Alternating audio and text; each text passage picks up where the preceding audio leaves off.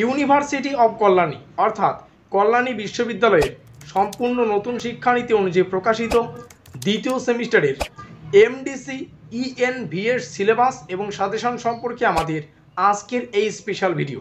তো যাই হোক, শুরু করছি আমাদের আজকের এই স্পেশাল ভিডিওটি।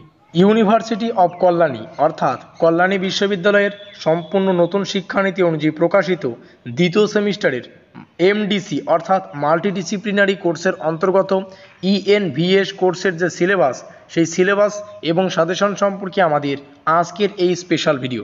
তো যাই হোক, দেখে নেওয়া যাক সম্পূর্ণ সিলেবাসটা।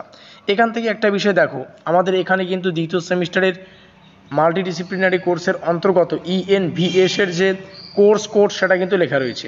আর এই দ্বিতীয় সেমিস্টারে এসে আমাদের ইএনভিএস কোর্সের মাল্টিডিসিপ্লিনারি যে সিলেবাস, তার সিলেবাসের টাইটেলটা যদি আমরা দেখি, অর্থাৎ আমরা কোন সম্পর্কে বা কোন বিষয়ে পড়ব, সেটা হচ্ছে climate change and global environmental issue. দেখো, সম্পূর্ণ সিলেবাসটা কিন্তু ইংলিশে প্রকাশিত, তোমরা দেখতেই পাচ্ছ। আর এই সিলেবাসটাই আমরা বাংলায় আলোচনা করব, যাতে করে আমাদের পড়তে এবং বুঝতে সুবিধা হয়। তো যাই হোক, আমাদের সিলেবাসের অন্তর্গত যে ইউনিটগুলো বা অধ্যায়গুলো রয়েছে, সেগুলো জানার আগে এখান থেকে একটু ক্রেডিট দেখে নাও। ক্রেডিট হচ্ছে 3, ফুল মার্কস আমাদের কিন্তু 35+10 রয়েছে। এবার আমরা যদি আমাদের পাঠ্যসূচি অর্থাৎ সিলেবাসটা দেখি, সিলেবাসে ছোট ছোট আমাদের ইউনিট বা একক বা অধ্যায় রয়েছে। এখানে রয়েছে আমাদের প্রথম ইউনিট বা প্রথম অধ্যায়, তারপরে যথারীতি দ্বিতীয় অধ্যায় বা দ্বিতীয় ইউনিট, এখানে তৃতীয় ইউনিট, চতুর্থ ইউনিট। তো তোমাদের যাদের ইংলিশে সিলেবাস প্রয়োজন, তোমরা এখান থেকে সম্পূর্ণ সিলেবাসটা দেখে নিতে পারো। আমাদের সম্পূর্ণ সিলেবাসটা কিন্তু 6খানা ইউনিটে বিভক্ত। তো এখন আমরা এই 6টা ইউনিট বাংলায় আলোচনা করব, যাতে করে আমাদের পড়তে এবং বুঝতে সুবিধা হয়। তো চলো দেখে নেওয়া যাক সম্পূর্ণ সিলেবাসটি। এই হচ্ছে আমাদের সম্পূর্ণ সিলেবাস। সিলেবাসের অন্তর্গত ইউনিট 1 তোমাদের সামনে উপস্থাপন করছি। তো প্রত্যেকটা বিষয় দেখো এখানে লেখা রয়েছে, তোমরা চাইলে এগুলিকে খাতায় লিখে নিতে পারো। ইউনিট 2 থেকে পড়তে হবে আবহাওয়া এবং বায়ুমণ্ডলীয় স্থিতিশীলতা। এখানে প্রত্যেকটা বিষয় লেখা রয়েছে। আজকে জাস্ট সিলেবাসটা দেখে নাও।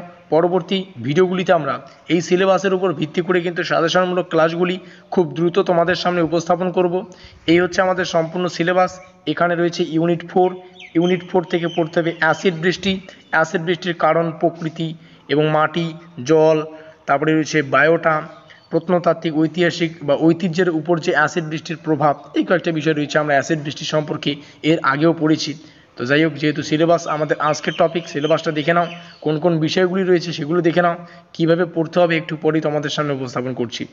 তো এই হচ্ছে আমাদের সম্পূর্ণ সিলেবাস। দেখো, সাজেশনমূলক ক্লাসগুলি খুব দ্রুত তোমাদের সামনে উপস্থাপন করব।